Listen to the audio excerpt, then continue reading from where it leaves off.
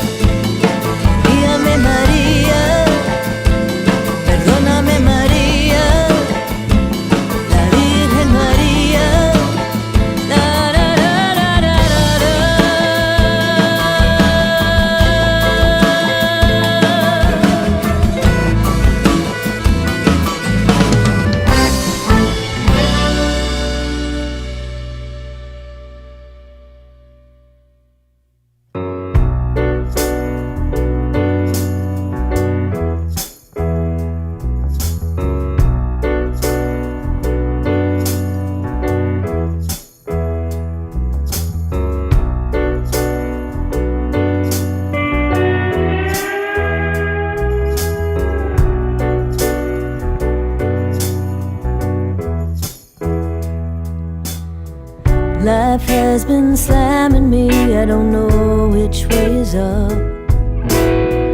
Portrait of insanity and deemed a bit unplugged.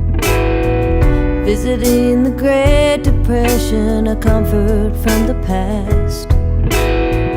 I've lived here with the dead, have I loved them both too much? March when the rains came, then like a freight train, run away, freight train. I was gone,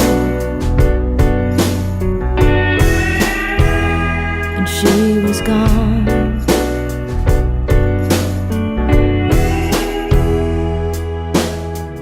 Flirting with disaster, why do I find that fun? Flaw in my character, or is it her again?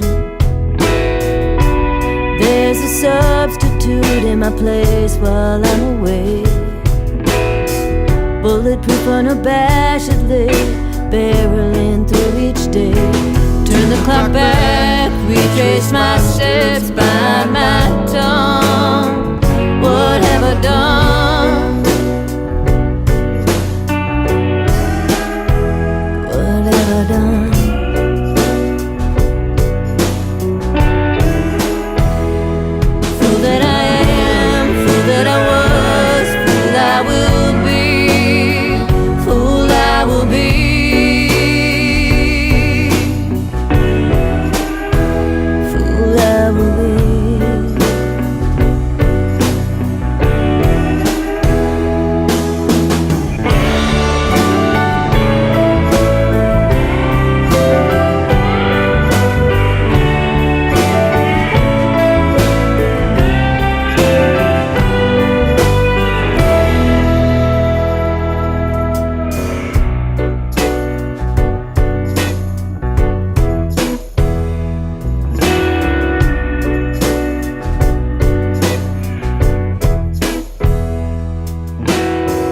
Here it is, more than a year, and I'm finally waking up.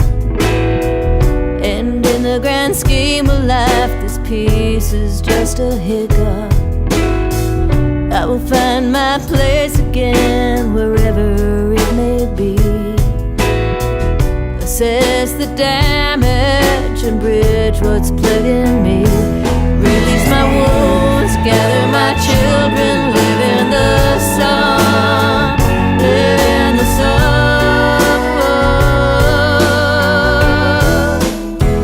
live in the sun.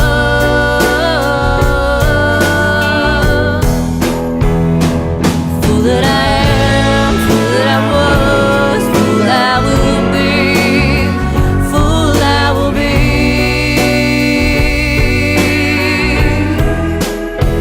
fool I will be.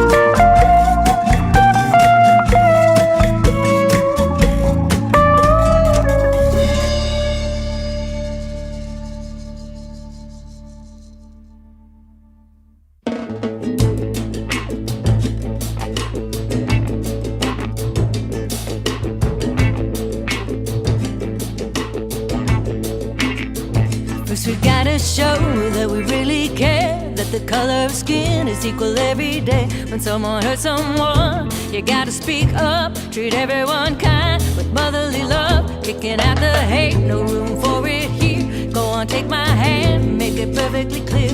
Woman, child have rights, you don't get to judge. A man can love a man, cause God loves us all. Freedom for us all. Make the world more beautiful. Freedom for us all. Love is so powerful.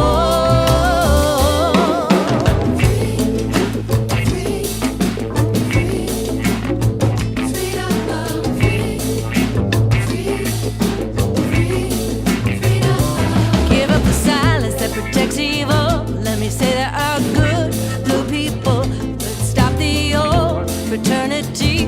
Cause if we do, we'll change history. Get a dead jump to a better life. When neighbor loves neighbor, not side against side. Together we can change what is wrong.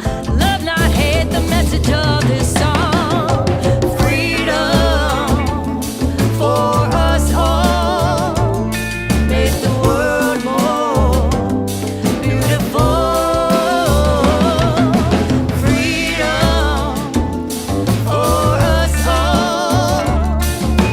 Love is so powerful.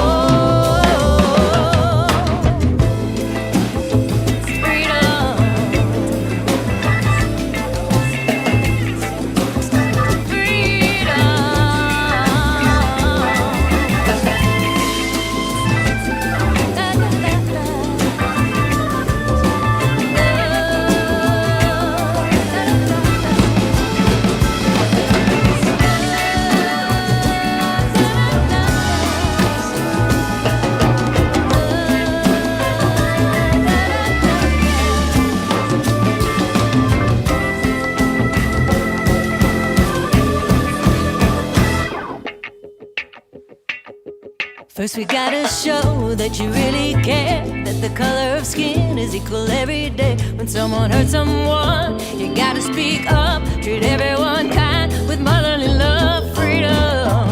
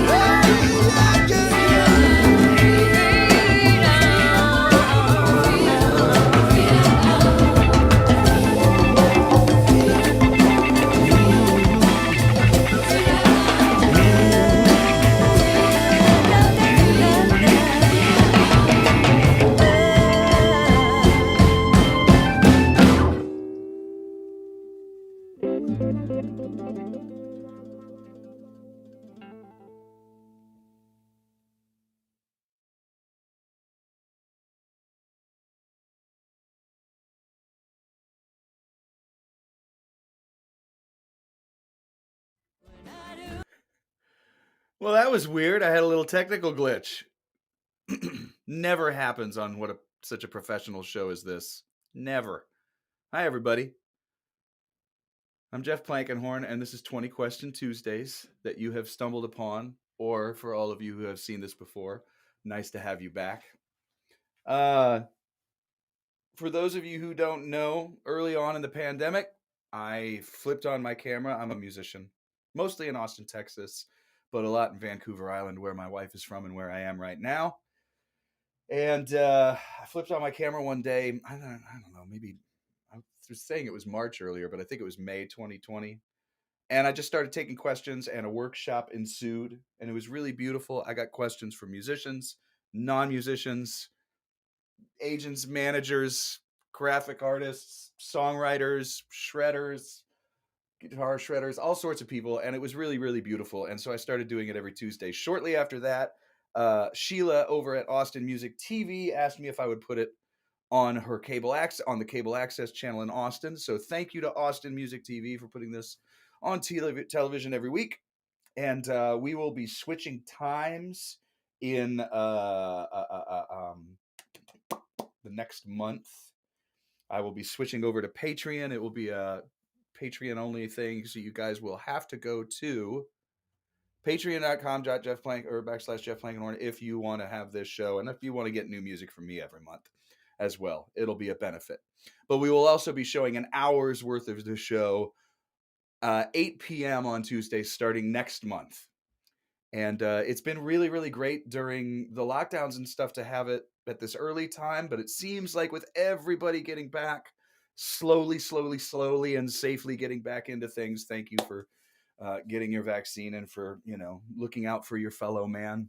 I appreciate that.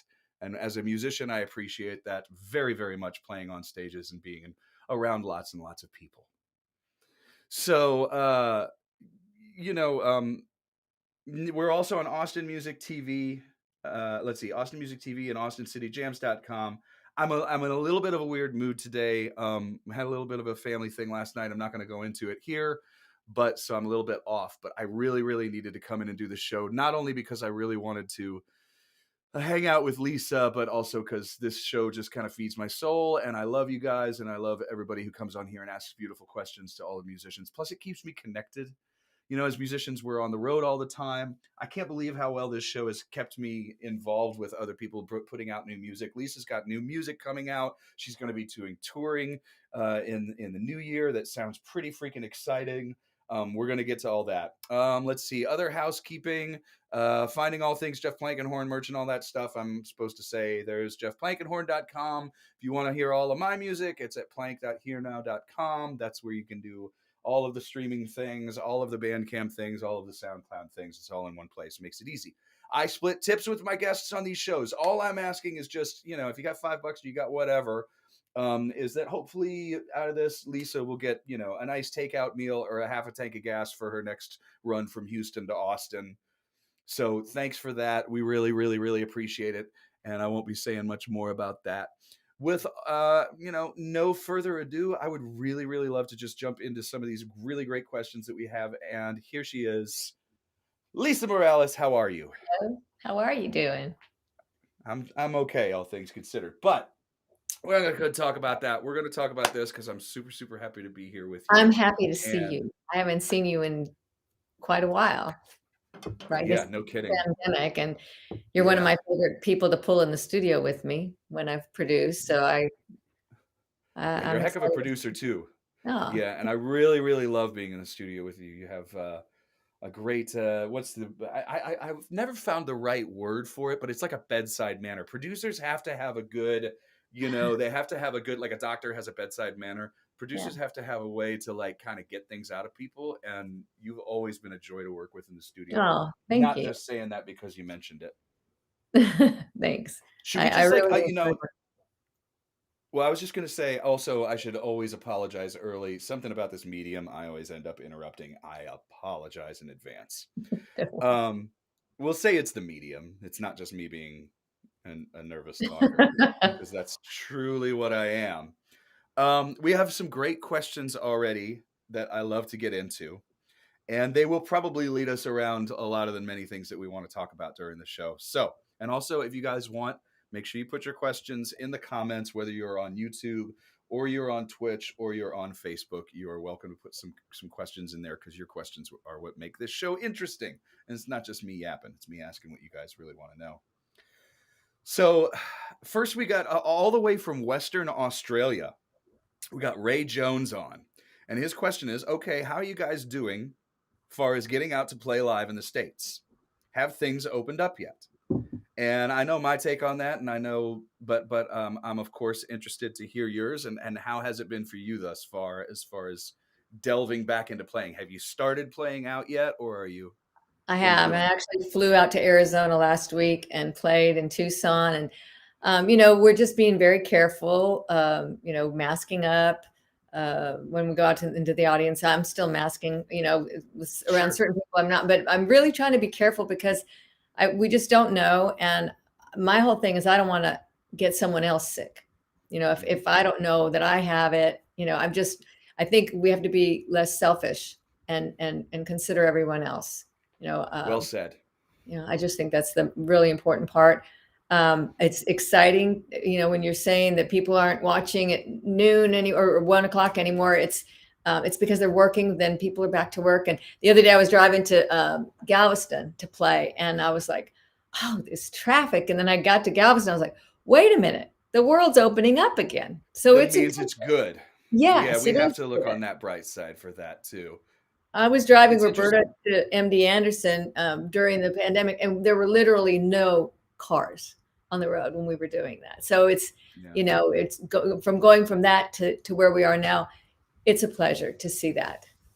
For those who don't know, you just mentioned your late sister, and we're really, really all very, very sorry for your loss.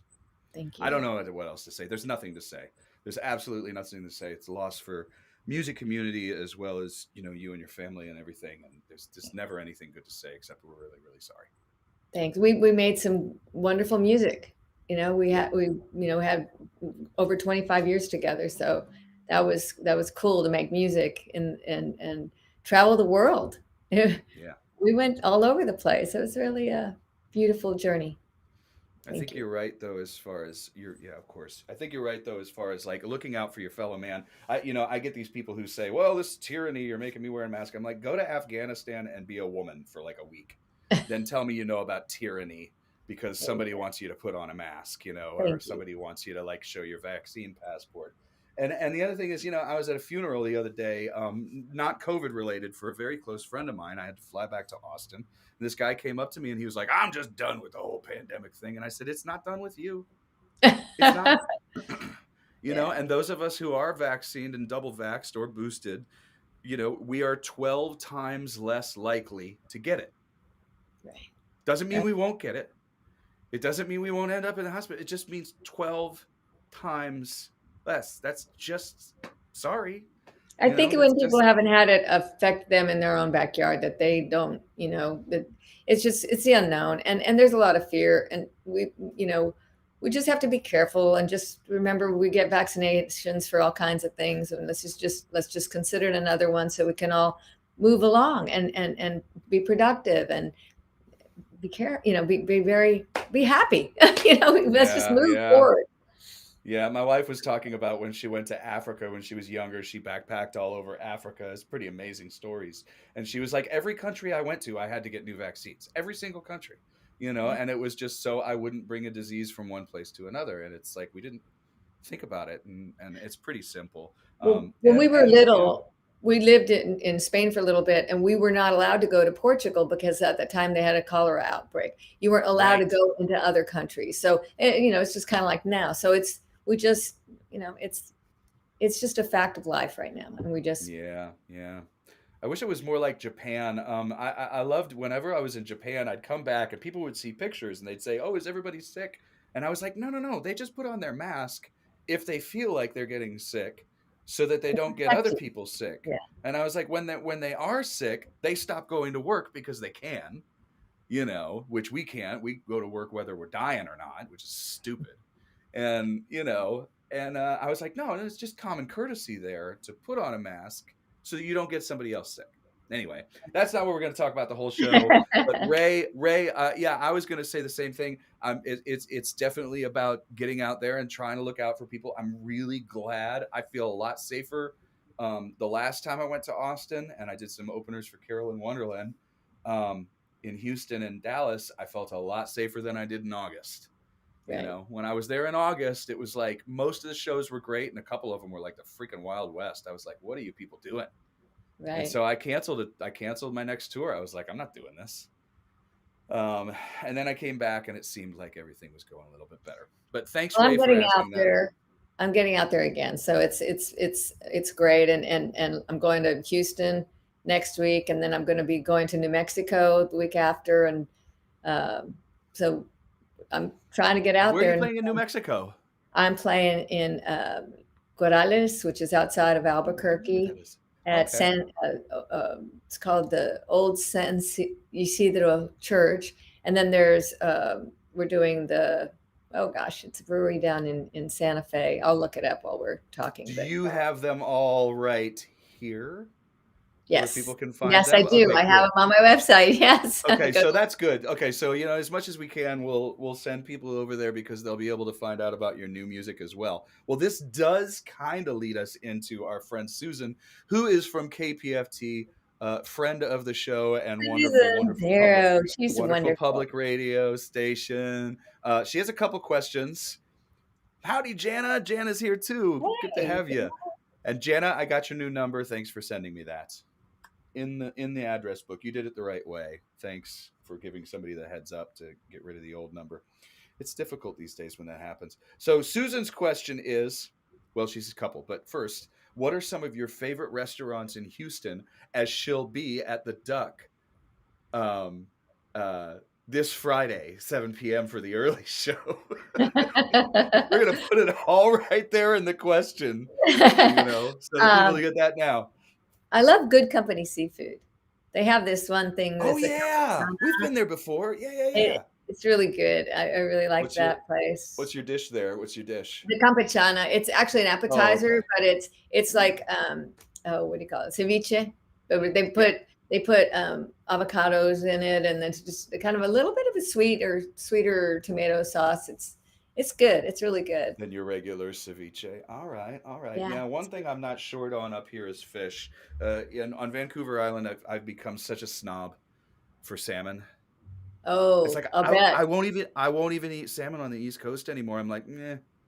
It's bet. awful. I'm sorry, East Coast people. I'm sorry, but like every type of salmon comes through here where I live. It's actually like on the sign, salmon capital of the world, Campbell River, where my So if wife I grew come up. to your house, you're gonna make me some salmon? Oh, it's insane. And yeah. And like Okay. there's so many different ways they prepare it here that are really, really great. I mean, Canadians aren't known for anything, beyond like poutine, maple syrup, things like that. You don't usually think of it, but man, they know a million ways to cook a fish.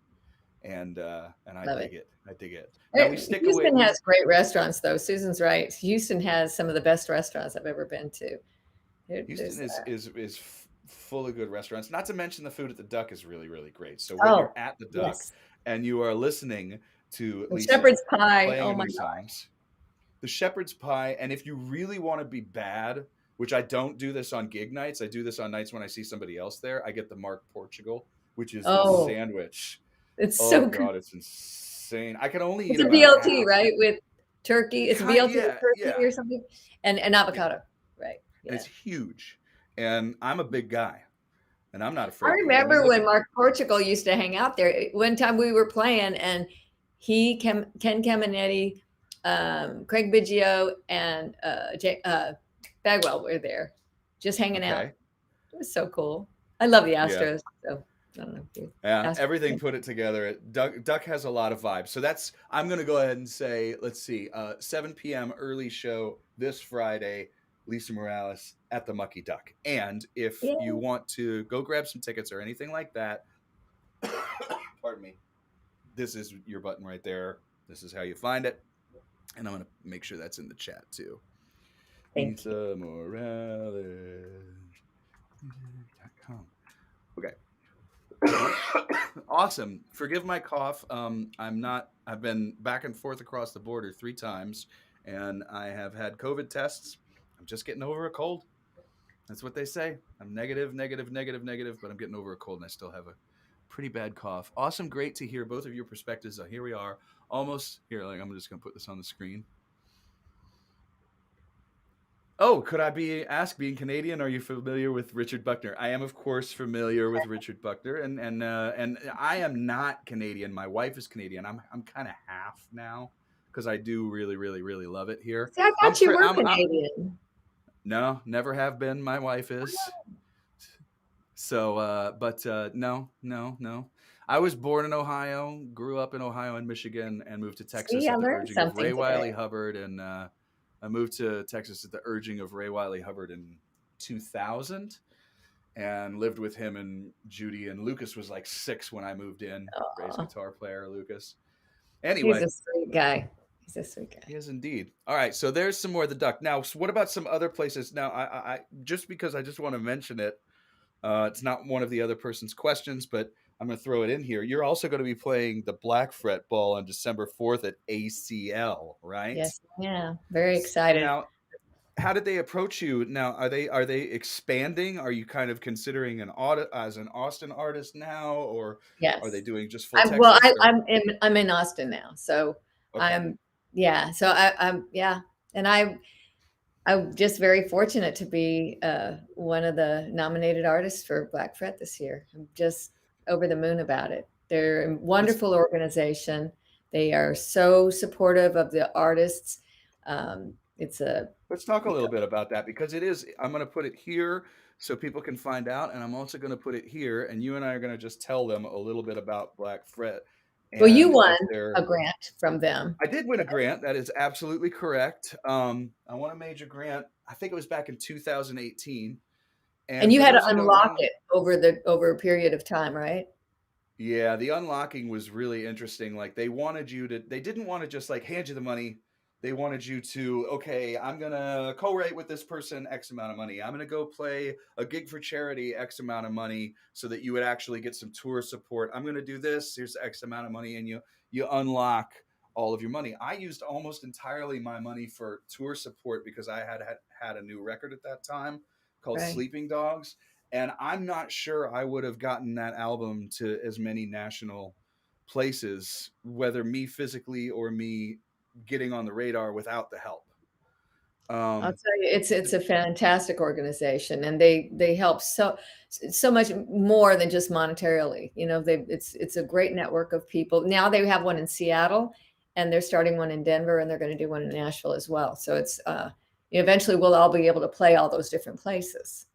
that's exactly right. And then for the fans, for the people who like music, this is the thing that I'm glad we're doing a little bit of a plug for Black Fret right now because you and I both love it so much, and we've both been affected by it in a positive way.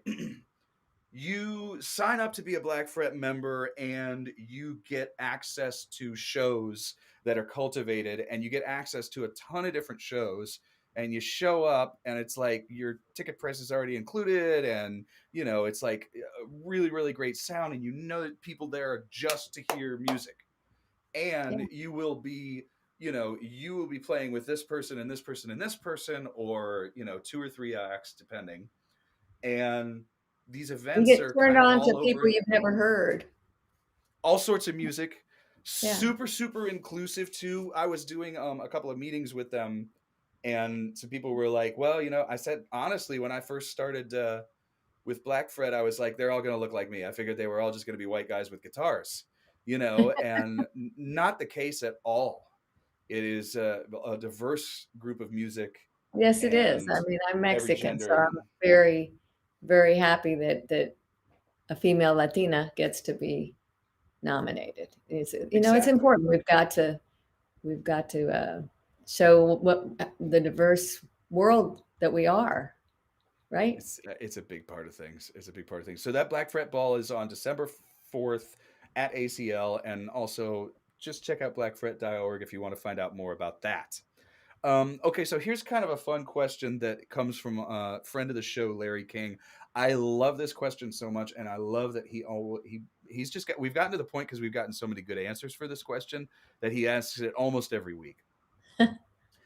What's your favorite thing to play when you sit down and you pick up a guitar? Now, if you pick up your guitar because you just want to check it out or you want to tune it up, or you pick up your guitar like, hey, I'm at a campfire, or you pick up your guitar like, hey, I'm going to check out a guitar in a music store. Like, we all have stuff that, like, as soon as our hand hits a guitar, certain things. I try to do this little. It's just a little picking thing that I wrote. Oh, It's like a an little lead. exercise. I don't know if it's an exercise. It's just I want to feel how the action is and everything on a guitar. And usually, if it's a classical, I'll really go to that one. Um, if I feel like singing, then I'll do an old standard that my parents used to have playing in my house when I was little. It's called Nosotros. Um, But I just Oh, yeah, I want to put that. I love putting things like this that people aren't aware of, especially a song like that, into the chat. So, nosotros, if we had like a famous version, who would it be it's by? Trio Los Panchos. It's TRIO Los Conscious. Panchos.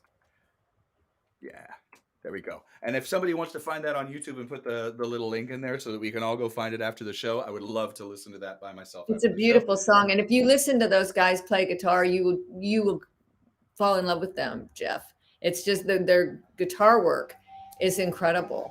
You'd really I like again, this is why I love this show and I love the questions that people bring to me because who'd have thunk of that? You know, uh, it. last week, last week we had Jane Ellen Bryan on, and she plays a lot of electric, but she said she loves to play Blackbird, even though she's like, I know this is really a thing that everybody plays on the guitar. She said, but when I pick up Blackbird, I can tell if the guitar is intonated way up the neck because in the first 3 seconds when she goes da da da da, well, then you're Right. already up there and you know that it's a good guitar down here and you know it's a good guitar up here. I was like, brilliant. That was You brilliant. know, that's such a great thing. And then, what's his name? Floyd Domino, the pianist, was Oh, like, I have two songs. He's like, I have one country song and one Aretha Franklin song. And he's like, when I sit down at a new piano, I do that kind of thing. So he wants to cool. test out well all the keys. Do you find picking up a new guitar it offers new music? I love this question, Ray. I'm going to put this on the Yes. screen.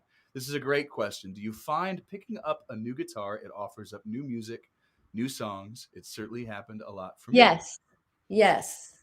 It's inspirational. And right now, electric's doing that for me. Electric guitars are Really, really. What kind yeah. of electrics are you playing right now? Well, I These have a kind or other kinds? I have a beautiful 335 that I've Oh had yeah, since that'll do it. 1979. I bought it brand new, and it's a wine colored, and it's just really sweet. Then I've inherited my sister's guitars, and so I'm kind of been picking them up to see what they have to offer me. There's just a different tone. We both have ended up with J200 Juniors, but hers is different, and it feels Mm. different. Um, but I just I want I feel like I'm about to create electric stuff right now, so it's interesting. That's But I've great. written since I've known you. I've been been doing a lot of singer songwriter stuff, but I've really uh, been doing a lot of classical, using the classical a lot, and there's a whole voice in there that's been coming out. So yes, every time I pick up a guitar, and someday I'd like to buy a Collings, or Uh, someday. did you see? You Um, probably didn't see it.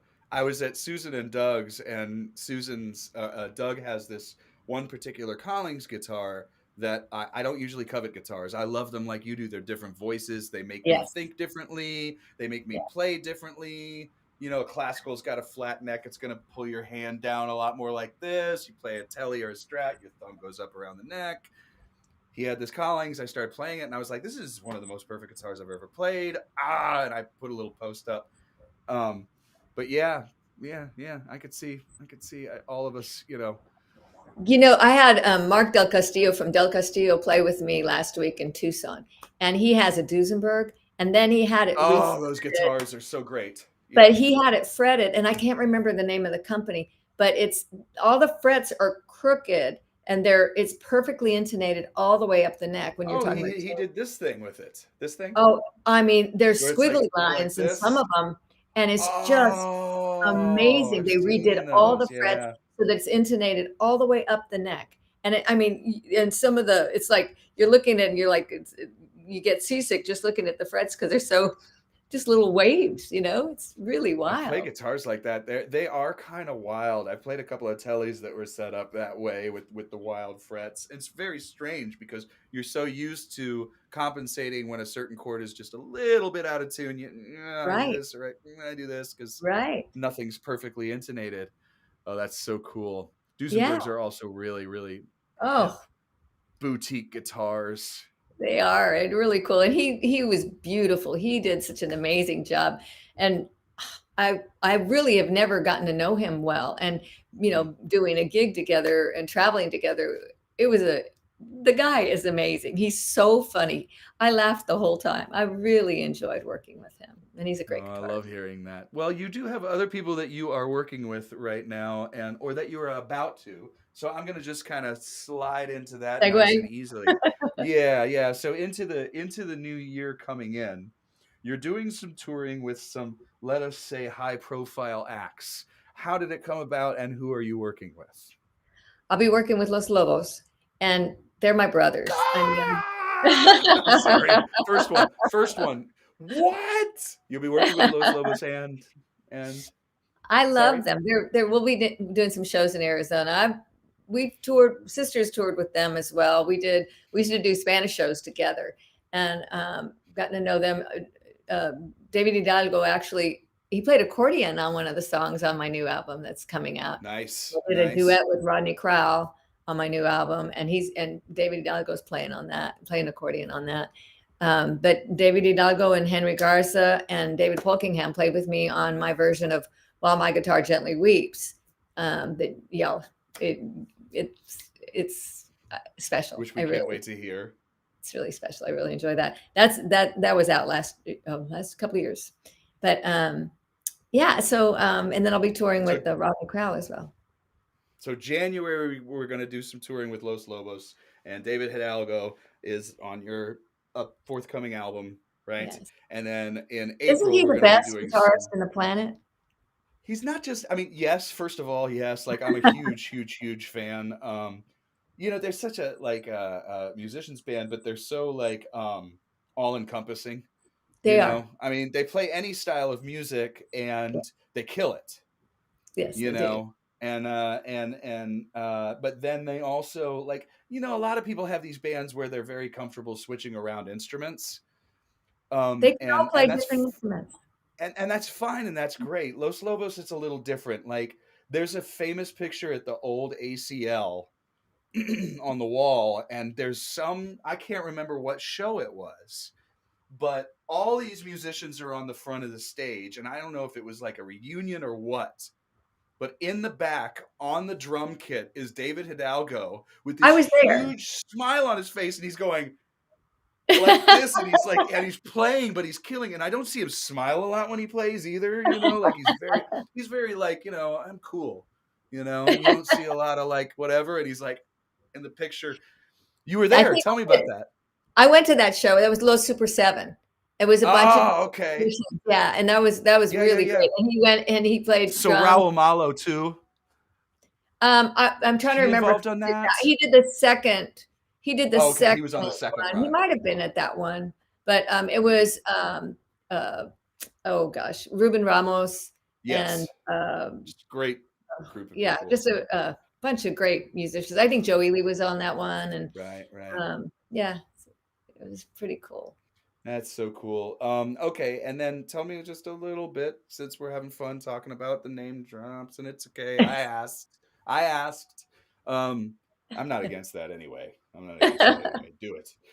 So Rodney, doing some touring with Rodney, is that going to be band stuff? Is it going to be solo, or are you gonna? Because he usually Um, tours with a I'll pretty probably small do a trio. duo. I'll probably do a Yeah. duo for those shows. We actually had shows in December, and we had to move them to April because of Ah, some health issues for issues. them. But yeah, it's. I mean, I'm very excited because he's Where will those singing shows be? background. I'm sorry. I'm sorry too. Where will those shows be? Oh, in California. We'll be in Northern Oh, California. cool, cool, cool, cool, Yeah, cool, we'll be cool. in And then please Berkeley go and ahead. You Santa were saying. Cruz, and so no, I'm excited because I asked him to sing background vocals on one of my songs on my new album, and he said, "I've lived this song. I really like if we could make this a duet." And I was like, "Sure." Wow. Yeah, you don't usually say no to these things. No, I mean Yeah. he's Rodney Crowell. He's the Yeah. Houston guy and the Houston kid, and That's right. The one of Houston my Kid. I haven't favorite heard that in a while. songwriters. Yeah, he's really, really, and he was very special with my sister. He donated 3 nights of merch sales to her just Wow. because he wanted to, and To help. he Yeah. called her in the hospital when she needed a little lift, and he's been very, very, very sweet. So is Hayes Carl. Hayes has been very, very, very sweet in Yeah. helping us, and we've had Very a involved in the Houston community as well, Hayes. yeah, And yeah. Galveston, Old Quarter, of course. I remember walking into, you know, he was bartending when I walked in with a guy named Chris Buhalis in 1999, and we got up on stage and we played a bunch of town songs in the middle, at least my buddy Chris did. And that was my first introduction to Hayes. And I always think of him that way. I know he's like this great big artist now, but He's even a when I great see him, even when I see him and we hang out, I'm still kind of like, it's a kid. Well, This is so uncool. I may be doing another show with him pretty soon as well. That'd be So great. It'd be yeah. great. I sure. Well, I mean, and then I back up from it, and I'm a huge fan of what he's doing, and it's just really, really great. Okay, so we're about mid-show, and mid-show is the time where I actually say, "Hey, don't forget, I split tips with my guest on this show. All I really care is that we get like I don't know, a tank of gas or something for Lisa, for to her next show, or maybe a takeout meal or whatever. So we really, really appreciate that. Thanks very, very much." And now we're back with Lisa and some more questions. This is another one from Susan that I think is really, really great. And I have been able to ask similar questions of other artists, but not very often because in the States, we are not usually this way. Everywhere else I go in the world, I get this, I get talked about this kind of thing a lot, but not in the States so much. Texas, yes. As a trilingual artist, how do you go about writing a song in more than one language? Um, my Is there a mother, process or does it just happen? Oh, I'm sorry. Go well, ahead. it's okay. My mother was a poet, and her first language was Spanish, and she spoke 11 languages. So I was around languages all the time. Polyglot. But we had my mother's and my relationship was to look at things poetically. She would recite poetry to me, and um, we would just talk about things. She really encouraged me as a writer. She told me to put a pad of paper in every room so that if I had a thought that I could jot it down. And so she really encouraged me. And so when I go to other languages, I hear her in my head. I hear our Oh, wow. conversations. So I hear when I've written some of the songs on Luna Negra, for example, it's already there in Spanish. It's when you translate, you don't translate verbatim because You sometimes it's can't. not the same It doesn't idiom. work. Yeah. Yeah, and so I actually hear it in the way that I would say it in Spanish. So it's even if it's in English, I hear it in the way that it would represent in Spanish. So um, it's just I hear it in a poetic way. That's how I hear Hmm. it.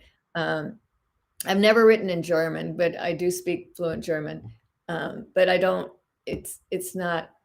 It's a beautiful language, but it's not romantically come off the tongue when you sing. It's more guttural. So I've never Well, it actually tried. depends. I mean, it definitely depends. I remember singing "Du bist wie eine Blume" when I was a Oh, kid, and so I mean, that's a pretty nice way to say you're like a flower, yeah. you know. Well, Yeah, it's a it's wonderful it's language. yeah, it's surprising once you get into it, but I can see uh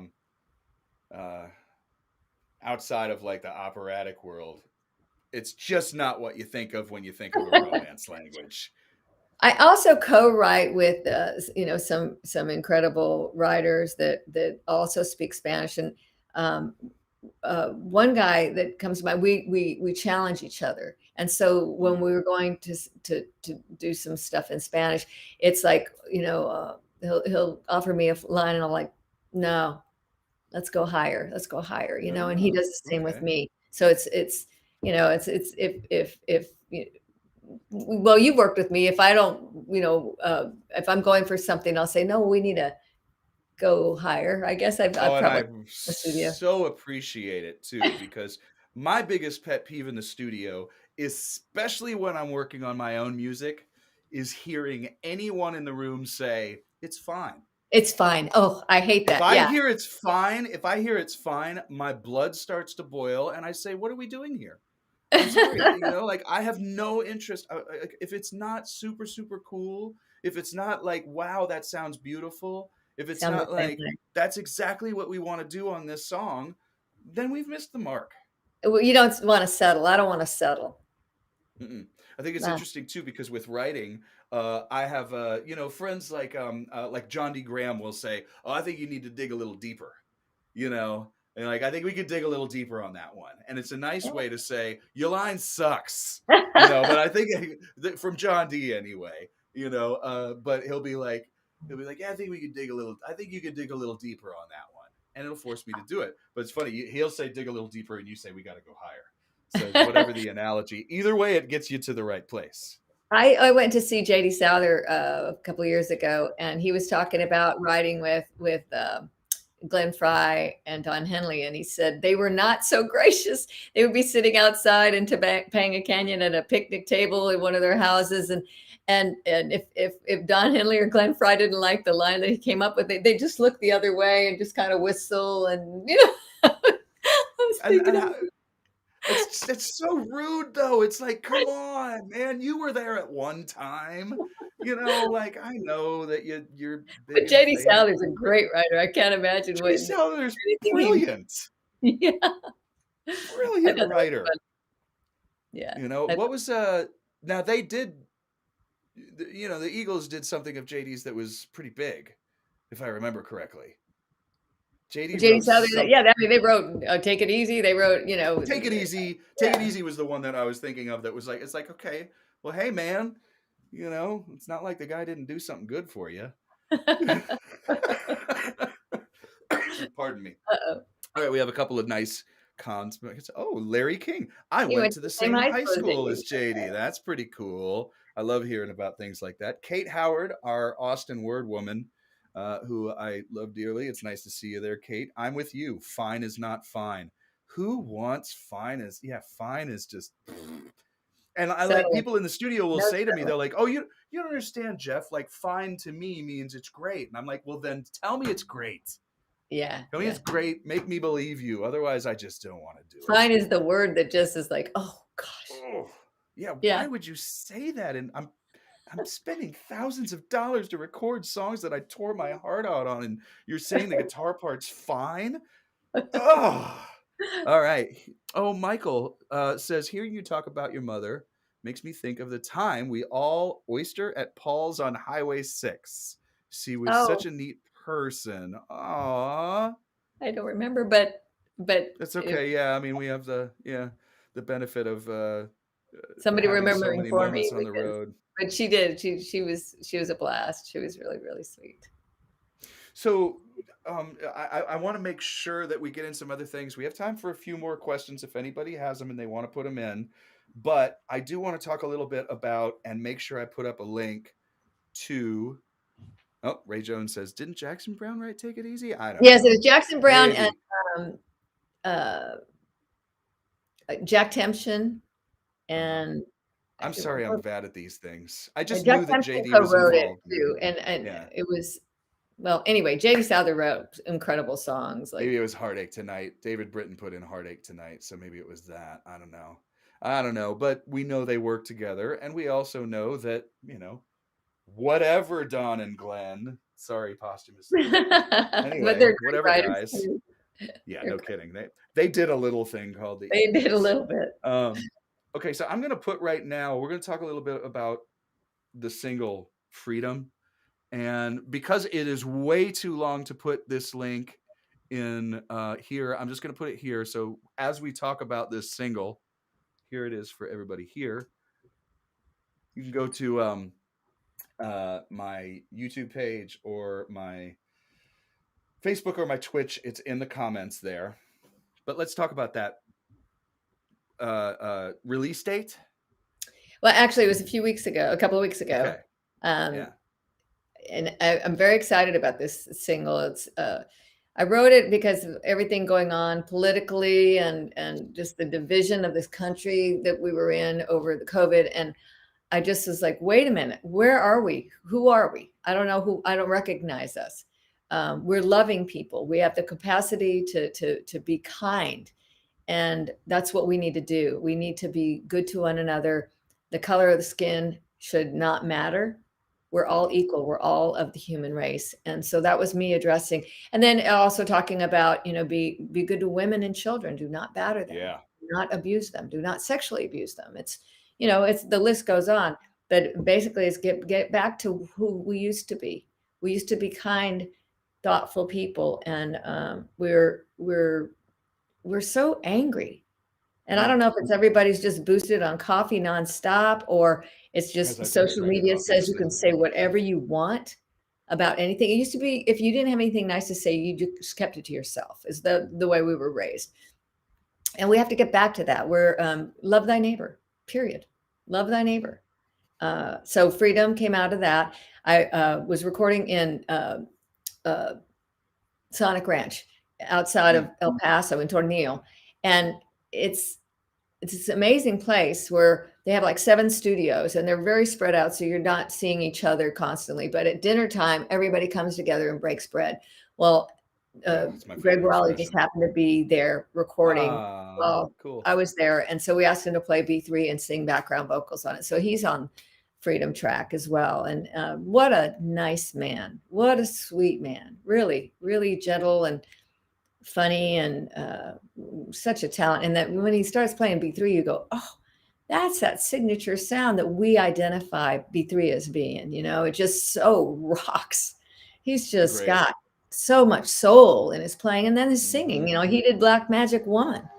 Right. He just with Santana. It was just like wow. So I'm very, very lucky. I have um, him on board. And then today, Rachel Eckroth, she played a lot of keyboards on my whole album. She just got nominated for a Grammy for her album in the Garden. So I'm very, very excited for her. Well, I want to. The nominations just came out today. So, I want to go and Los back Lobos just got for a nominated for Native Son. I know, I know. Yeah, yeah, yeah, yeah. Well, it's nice to hear when bands that aren't necessarily industry creations or necessarily giant amounts of millions of dollars put behind them are the ones getting nominated. Well, When I success see is if flip, you're still working. Success is if you're damn still in a right. working position. And so we're successful if we are that. And I think that we are, right? I think absolutely. I've had discussions with some younger musicians who are very, very worried, and I'm like, you're gonna be okay. Like, basically, it's like we all change these things all the time. We find out new ways to do things. Are there too many people making music right now? Probably. I mean, probably as far as like there's too many for it to, get really, really honed down to what's great. Um, but I'm not gonna say who should and who shouldn't. And I'm of the opinion that, if I have 1,000 true fans, real fans, and they give $100 to me a year, then I'm making $100,000 a year and I have a great career and I don't have to answer to anyone. There you I don't go. care about labels. I don't care about what music you want me to put out. I'm tired of it. Every time I've done a record and pushed it, they've said, you need to be this to be in a bin. You need to be this to be in a bin. And I'm done with it. And it's like, and I see their faces when I tell them this, and I just go, just figure out what you want to do. If you want to be big, go that route. But if you just want to make music, go that route. And success is what success means to you, just like you just said, right? Yeah. And if you're happy doing what you're doing, Mm. that's, boy, aren't you lucky? Yeah, exactly, exactly. But anyway, that got me off the point. As usual, I took a little tangent. It's my unprofessional side coming out. Uh, but what I was going to say was, I do get a lot of people. We actually had somebody earlier say, "Oh no, woke lyrics." I don't know And what that means. it's somebody is upset that you decided to put lyrics that mean something to you in, like to them it sounds like preachy, and I'm like, have you Oh, never listened yeah, have you ever I've listened never to a heard Dylan that. song? I've never heard that Just terminology. it's ridiculous. To me, woke means just being a decent human being, and I think the bar is really low right now. you know you'll say somebody's woke, you say somebody's woke because they care about women's rights, and it's like, Oh, well, how woke do I have to be to, like, I'm sorry, I don't really deserve a gold star for being a decent human being. Well, I think during the pandemic, nobody was speaking out. Nobody was Yeah, speaking up, and it's everybody true. was just rolling over and letting everything just happen. And I think that I'm actually people in the audience in Arizona, they came up to me after the show and said, "Thank you for addressing That's what this." I get Thank most of the time. So I'm really happy. I don't, I'm writing because I feel like I'm a vessel, and that that receives these songs, and so it's Sure. like they're given to me, and I'm gonna put them out. I don't think I'm a marching person that's so No, right? bandstand. I think I just write what's from the heart, and this song actually is about people, loving people, and I don't think that's a terrible thing. Yeah, how bad of a message can that be? Shame on me. Right? How dare you? How dare I? Pardon me. Horrible Well, thing. I mean, and I mean, I just appreciate now. I think that two things kind of really changed. Like, first of all, the Me Too movement kind of coming to the foreground, and then also what happened with George Floyd. A lot of us are forgetting that activism is actually working again, and that it's actually doing some things, and that it's actually moving things. Noam Chomsky said recently, he was like, there's a lot more activism now than there was in the 60s. He's like, and people don't realize that. There is now. He's like, and it's moving the It's needle. had to It's moving the happen. needle. It's People, moving the needle on climate. It's moving the needle on gay rights. It's moving the needle on a lot. We're still going backwards like we did in Texas, but yeah. at least it's like we have to keep doing it. I get angry activism is just as divisive. No, I agree. Is just as divisive. I think that it's just let's just be kind and good and peaceful, and I don't think it takes a lot of effort. I don't think so either. I'm definitely with you, and doesn't have to be preachy. My whole Yeah. thing is stay away from cable news. Stay away from all cable news. I don't care if it's left or right. I They're don't have selling cable. stuff. I don't have cable, They're so I don't so have to good. deal with If you that. stay away from cable news, your entire, like, I came up here to Canada and I stayed away from cable news, and I couldn't believe it. I couldn't believe the difference in my life and it didn't matter if it was left or right, Yeah. because all of it's trying to sell you something, and they're kind of sowing divisions of True. fear, and they want to sensationalize, and they want to make you look at Everything things. is sensationalized, and I think you have to look at, and if you're listening to one, you have to listen to the other so you can get your balance, because you're off kilter if you're not. You are off kilter if you're not. It's just, like you said, everybody's selling something now. It's and finding the truth is really hard. But use your own barometer. You should know better than to be fed what the truth is. It's not coming from the TV. So, We do, yeah, and we don't need 10 pundits to tell us what happened. We just tell us what happened and let us make up our own mind. give us the Tell us facts. what the news is. Tell us Yeah. what the news is. Okay, so let's get back a little bit, even though I do think these are important, and I do think musicians definitely should talk about them. Just want to make sure we hit a few things before, we're in our last 10 minutes and all those kind of things. And new music, Kate Howard, it takes less energy to be kind than hateful. Kindness is efficient. It's also the right path to take. That's right. Word. Well said, Kate. Well said. Um, New music is out. The single's out. Is the entire album out? No, the album, we're going to have little by little, we'll have a single out in the end of January. And then I'm actually putting out an EP first in March. And then I'll put an all Spanish EP out in May. And then the whole album comes out with some more songs other than what's on those two EPs. It will come out in July. And it's called She Ought to Be King. And Okay. I just love it. David Garza produced Oh, it. He, did Fiona Apple's. They just won a Grammy on Fiona Apple's last album, and he's just an incredible talent. And have you worked with him before? I haven't worked with him, but through it's nice to think that I will someday.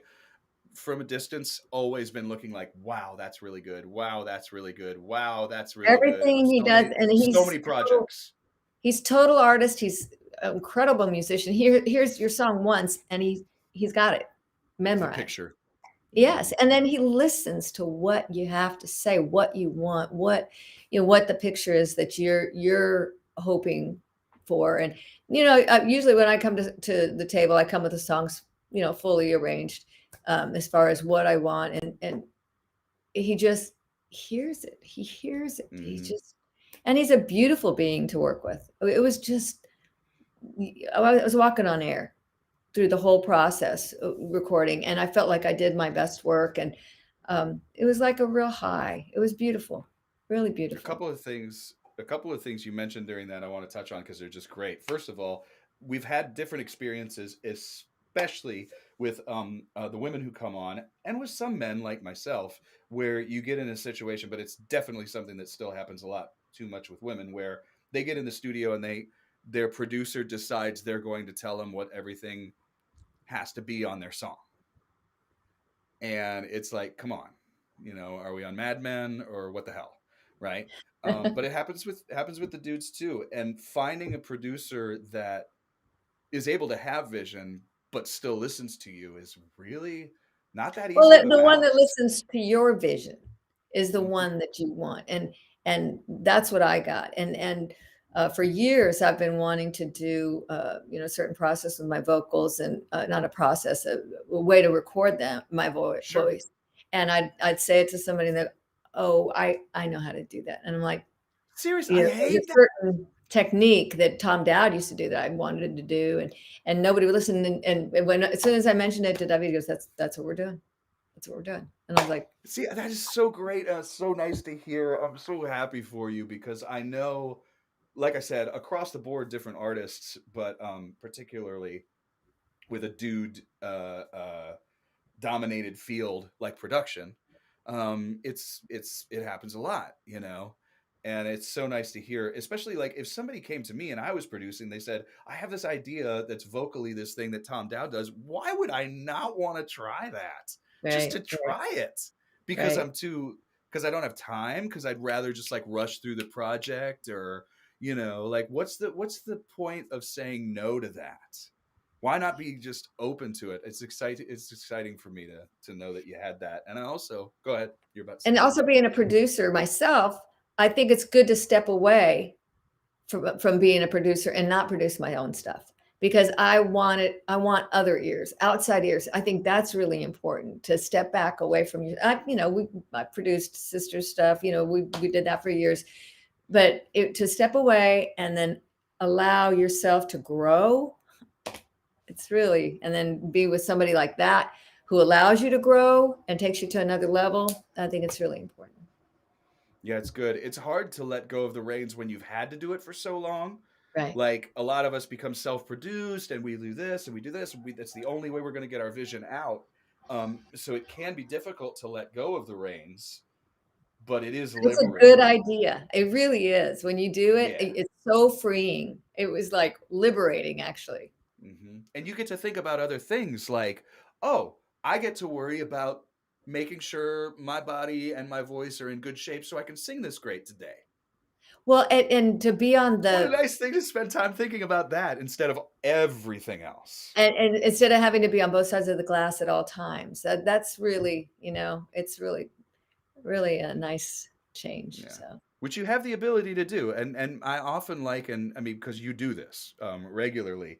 I mean, you, not just everybody, the you, but you specifically. That a producer is a lot like a director in that it's, the director of the movie is kind of assembling all the moving parts, putting everything together, and it's difficult for somebody to direct themselves and be on screen. Well, it's difficult to produce yourself and be on both sides of the glass, as you it said. is. It really is. It's challenging for sure.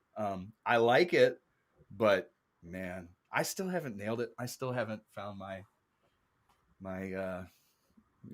but I'm Maybe always going to be David, looking. maybe You never David. know. Oh my God, maybe we just figured this out. That'd be amazing. But we're not talking about me. The other thing I wanted to talk about that you mentioned regarding your project is the slow rollout of singles. So many people who are album junkies don't get it. And I let them know that there's a new thing. I mean, basically, if you put out an album on Spotify and you just put it all out at once, You get one single and that's it. One Yeah. that you can try to get on playlists, that you could do. The slow rollout has kind of forced me to do things differently. Has it changed your approach to recording? Is that what No. influenced you having so many different iterations that are going to come out over time? Well, that was actually my manager's idea to do this rollout for. I don't. All I want to do is make art. I don't. Yeah. I'm not gonna, because when I heard, oh, it's a singles world, it's a singles world, so just put out a single and that's it. And I'm like, no, because I come from the time where you put a collection of things. It's called an album, and Yeah. that is my goal. During this, however, during this time, I had written 5 new songs during the pandemic, and then I was going to just record those and then come back in and do another 5 songs later, write them later, do the second half of the album later. Well, we were there during the freeze, so we were stuck in Tornillo. We couldn't leave, but we were on a different grid, so we still had electricity and everything. But I had sent what 13, 14 songs to David. I think 13 songs to David, and he loved them all. I just thought, all these old songs. I thought, well, I'm just going to send these to see if he likes them. And so I had a merging of the two. But usually, I like an album to be what's going on in my life at that one period. Sure, a So moment in this is time. a little bit different. Yeah. This is a little bit different, but anyway, it was, yeah, the whole process to just let the business drive what the art's going to be. I think that's a bad idea. I agree. I think it's interesting how sometimes it will, like, I kind of stumbled into this thing where I was putting out EPs and doing this and this and that, and I could do single at a time, and it was kind of cool for the time being, and it kind of influenced the art that I was creating to try and fit in their mold. Not to try and fit in their mold, but you know what I mean. Yeah. It's okay if it does that. But it's not bad to be business minded. It's not. I mean, it doesn't have to be a bad thing to want your music to get out there. So just be smart about it. Be don't throw your money all in one area. Just be very careful and just make sure you're doing all your socials constantly. I think that's the whole. Unfortunately, that's the world we live in, and you have to do that. The best thing that the audience, all the people who are here on this, is that you spread the word of all these artists that you're listening to, because it's about numbers. And if you can go to different people's different social medias, like them, go on the different listening platforms and like them and share them and put them on playlists and everything. That is the best thing you can do for any artist. It's huge. It's huge because that's what those people are looking for, is engagement. And the more engagement you have, the more they're going to bump you to the top of the algorithm. David Britton says Adele has requested the shuffle not be the default setting for her new record on streaming. I think that's really great, because you want people to listen to it in a certain order, and and when it's a singles world, people are just going to listen to one song. So good for her. Yeah, and the attention span is nowadays, but what are you going to do? Okay, so we've pretty much touched on everything. Before we go off, I say thanks very much to Austin Music TV. We will be off, but I'm going to stay on with you for just one more question. Thanks, Austin Music TV. Thanks, AustinCityJams.com. Thanks, Lisa Morales. You want to find the music, you're going to find it here at LisaMoralesMusic.com. You're going to get the new single, and hopefully I've mentioned that. Also, please consider blackfret.org, and you could potentially be voting. You could potentially be voting for Lisa in the next amount of time here, which would be really, really, really great, because they do a lot of good. And they're going to be finding out about you. Now, my question, okay, so now that we are off television, that's how seamlessly I did that. We can do as many calls to action as we want now, okay, because we're not on the FCC thing. So we could say, you need to go to the Mucky Duck on Friday to see in Houston Lisa 7 p.m. show. 7 p.m. Jake Andrews is going to play guitar with me on that show. Man, you never get any good guitar players. I know. Well, I'm waiting for you to come and play with me. We'll do it. We will do it. We will do it. I'm going to make you play some Latin stuff. Oh, and I love that idea. I love that very, very much. And you wouldn't be making me. I'd be growing out my nails just a teeny bit, just enough where I can just see them, just where I can see them, so I can get the gut string under my finger. Then I'm Let me happy. know when you're And coming. I will for sure. And that's what that was one of the things that Joe always had me do. When Joe and I were on the road, he was really keen on me playing my lap slide, my signature plank guitar, but we didn't do a show where I didn't bring a Spanish guitar.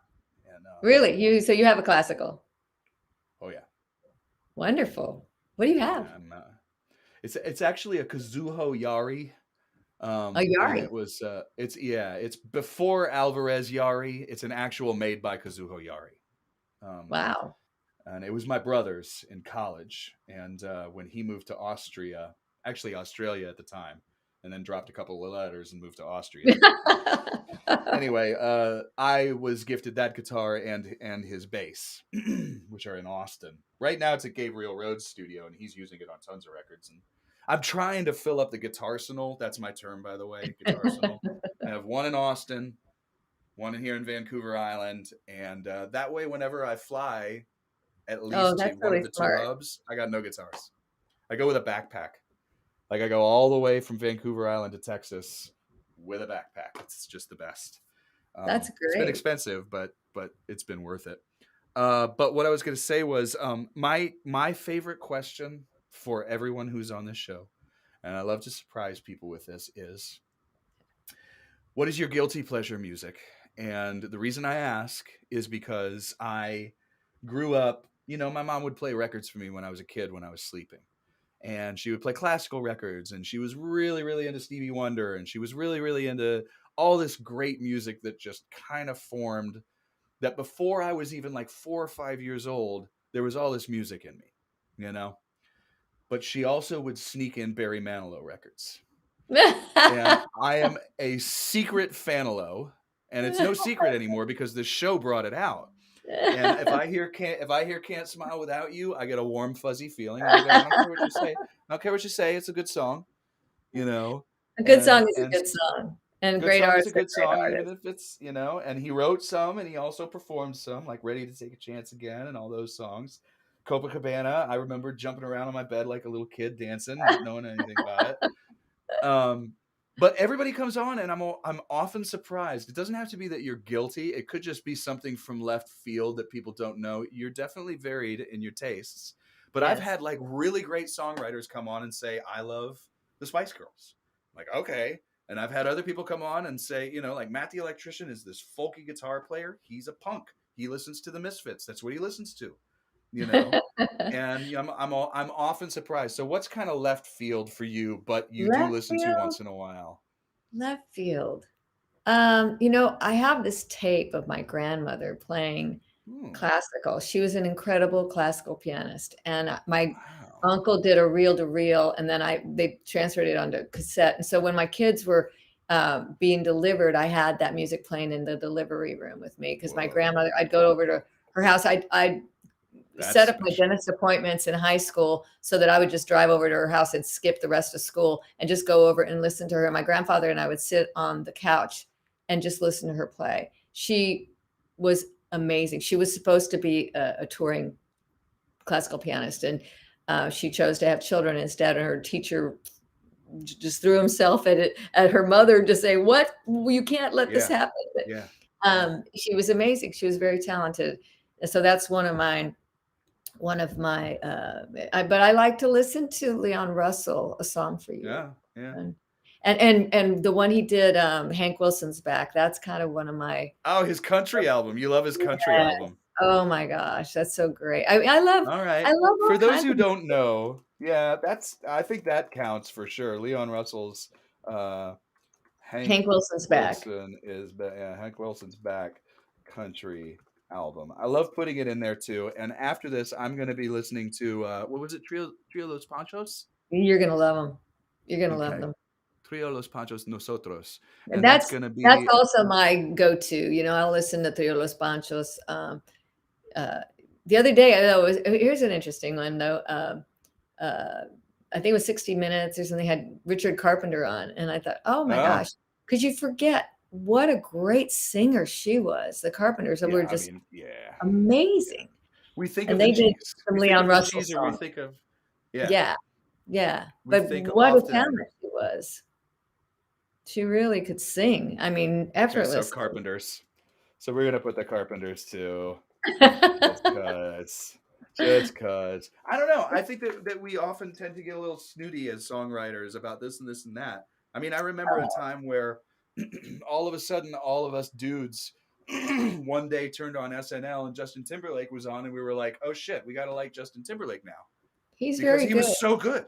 Because he He's was so so good good. and his band was killing and the songs Yeah. were great. And we were like, all right, well, I guess we like him Tedeschi now. Trucks I listen to if I'm just pulling something up and I'm like, I'm so tired of listening to bad music. I'm trying to listen to the new releases and go, oh, okay, there's nothing there. I'll go to listen to them and That's a palate cleanser. oh, That's it another is. question though. I think that's another good question is what's your palate cleanser? I should remember that as like a second question. You know, like Barry That Manilow would is be not it.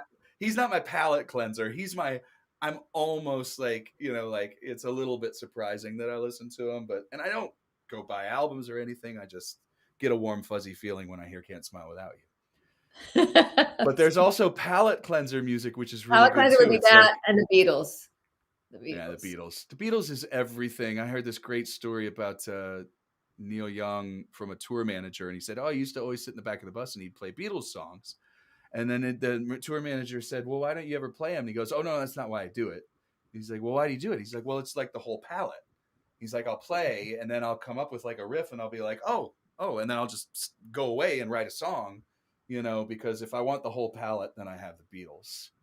You gotta And have I the said, Beatles. I raised my kids on the Beatles. Every Sunday we'd listen to the Beatles, and boy, they know the "Can't go songs better wrong. than I do. Oh, Can't go wrong. my This has son's been a playing joy." guitar now. Is that My right? s Yes, I mean, he's I don't know. really The good. legacy bands are doing great these days. This could be a Kimmy and Gabe Rhodes kind of situation, or it could be like, I mean, I've had the Thomas play legacies. on some shows with me. He's really good. You're really gonna be he has feel. He has Yeah, feel we in all his know finger. that's, yeah, tone is much more important to the good guitar players, no matter who they are. It's like if you say something about my tone, I don't care if you say I'm flashy or fast or that lick was cool, but if you He's say got I've got tone. good He tone does. and feel, if you got He's tone got and tone feel, and then feel, and he's 17, and just every month I'm like, whoa, he's starting to get the slide out, and we'll nice. see what happens. Adventurous. He's in that adventurous mode too, where he can just try Oh, anything. he's grabbing I everything. love that. He's grabbing I love everything. that. Yeah. Well, So stay it's on very much. with me if you don't mind. Stay on with me here for just a second. Everybody out there, I really thank you so much to Lisa Morales, and Thank make sure you. you check out everything that we put here in the comments and all that stuff. And we'll see you all next week. I'm going to do a show just by myself because it's the last one I'm going to do before I move to Patreon. And thank you for sharing this post with all your friends and neighbors and stuff like that. We'll get a lot of views before the end of the week. Lisa, thank you so much.